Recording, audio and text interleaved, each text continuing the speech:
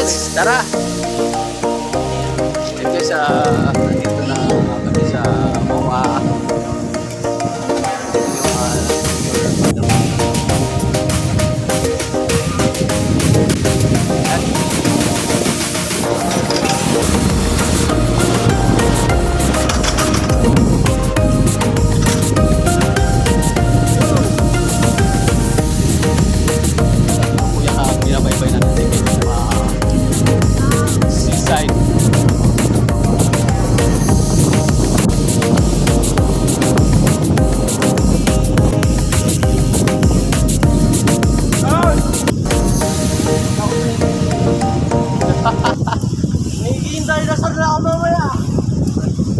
Dinosaur ba? Dami na dito ano guys, oh. Dami na dito mga bikers.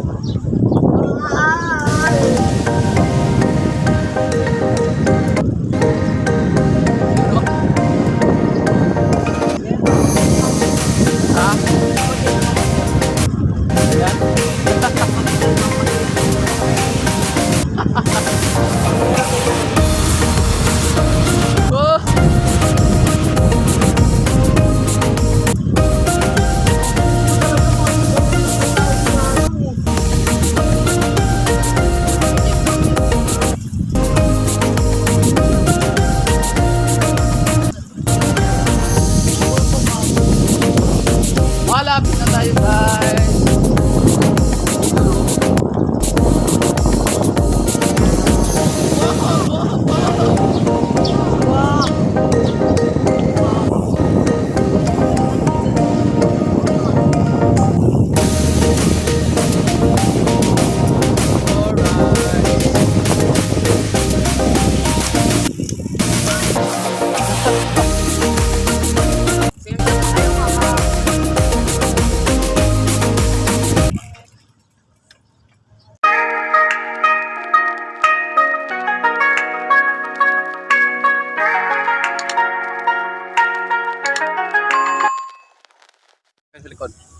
Alright, good morning mga ka-adventure. Welcome po sa aking channel, Josusin the Adventurer. Panibagong araw, panibagong vlog na naman tayo guys. Alright, ngayong araw ay ating i-document na naman yung mga kaganapan dito sa Seaside MOA.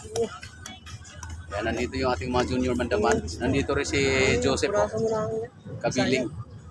Alright, update ko kayo guys maya-maya lamang. Alright. Thanks sa lahat. Aeroplano, di mo kinaya.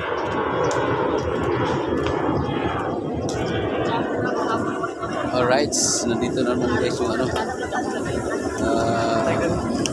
ating mga sponsor, Cycle Arts, George Ruby Sticker. Nandito na rin yung ating mga affiliated groups is the VC, Laguna Bikers, Philippine Confederation of Senior Cyclists. Ayan, nandito na rin ating mandaman. Guys.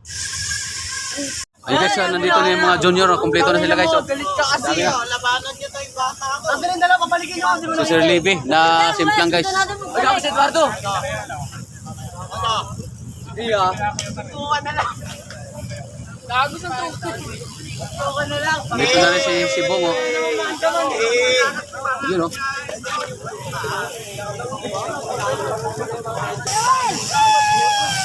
Kuya Richa, tawag ko.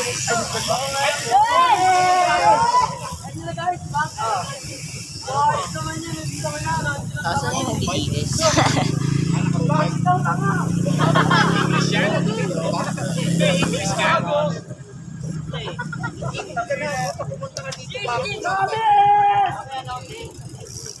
Alright,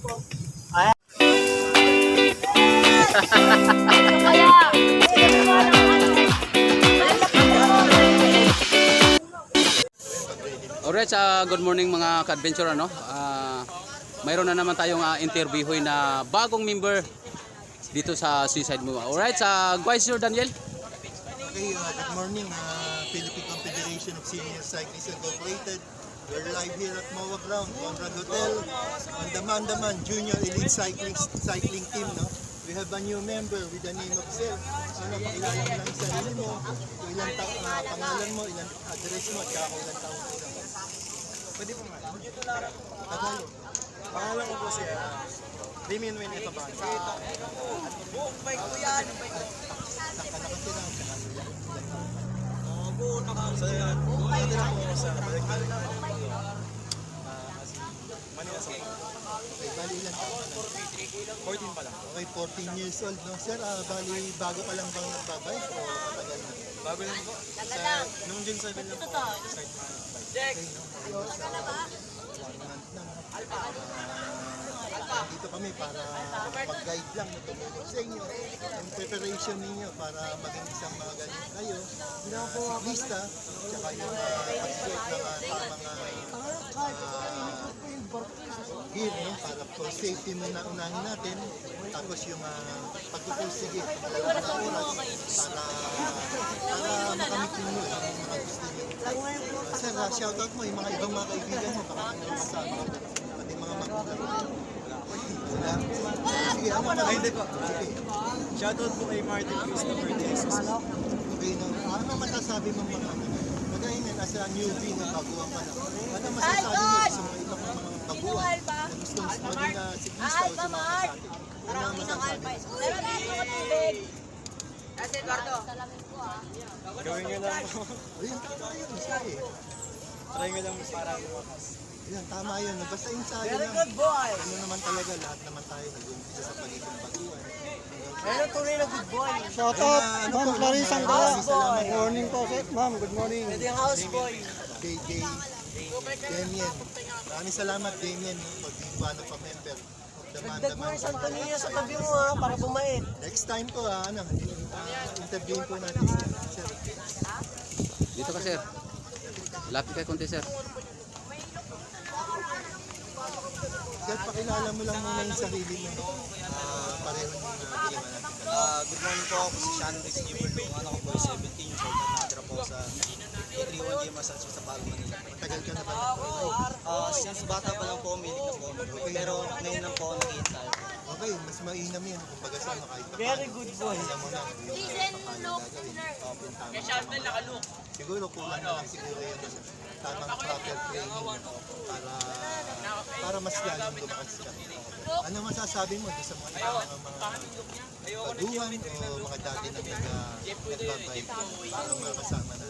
Sa mga gusto pong balak po mag-bike po, sa mga gusto pong mag-bike, it's not too late po to try po. Kahit anong edad po pwede po mag-bike. Tsaka kung gusto nyo po lumakas, mag-ensayo lang po kayo araw-araw. Yun! Maganda yung sinabi mo. Dito to yan. Bola lang yan. Ako at the age of 54, dati na ako nagbabike talaga. Pero nung sumali ko sa races, nung 54 years old ako ngayon, 66 na ako. Pero tuloy-tuloy pa rin ang training ko. Yun na nga ibig mo sabihin na it's not too late. No? Mas maganda nga yan, mas bata ka. Na nag-umpisa ka kasi mas malayo ka. Yun lang at shout out mo yung mga kasama mo, mga kaibigan mo, tsaka mga magulang mo. Shoutout po kay Martin De Jesus po, tsaka sa mga nagbabike po. Always wear your helmet po. Okay, tama. No? Maraming salamat. Yun lang po. To God be the glory. We ride as one. Daniel Speed Yamio, President, a multi-sport athlete. Yeah, thank you. Shout out po kay Mama Clarissa Angala. Maraming salamat po, Ma'am Clarissa. Team Weapon. Team Weapon. Team Weapon po. Sana makasama po namin kayo. Yun, shout out. At Kay maraming Ma'am salamat Clarissa. din po. Team Weapon. Patuloy ninyo rin pagbibigay inspirasyon sa mga kabataan at sa mga senior na kagaya namin. Yun lang po. Maraming salamat po. Yun. Ngayon po, magkoconduct po tayo ng laps training, no? Ang Mandaman Junior Elite Cyclist.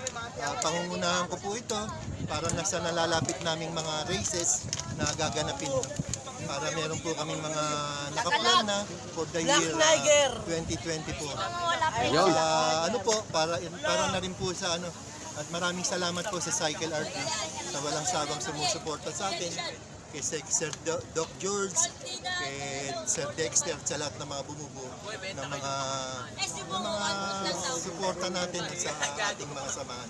Yun lang po siguro, magkukondak po kami ng love stream. Maraming salamat po. Yan. Tayo.